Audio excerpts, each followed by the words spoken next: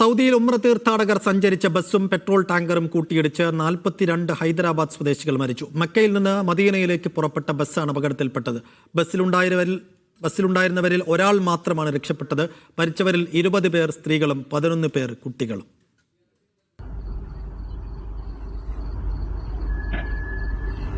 Indian സമയം പുലർച്ചെ 1:30 അപകടം. മക്കയിൽ ഉംറ കഴിഞ്ഞ് ഇന്നലെ രാത്രി മദീനയിലേക്ക് പുറപ്പെട്ടതായിരുന്നു ഹൈദരാബാദ് സ്വദേശികൾ. മദീനയിലേക്ക് 1 മണിക്കൂർ മാത്രം യാത്ര ശേഷിക്കെ മുഫറഹാത്ത് എന്ന സ്ഥലത്ത് വെച്ചാണ് അപകടം.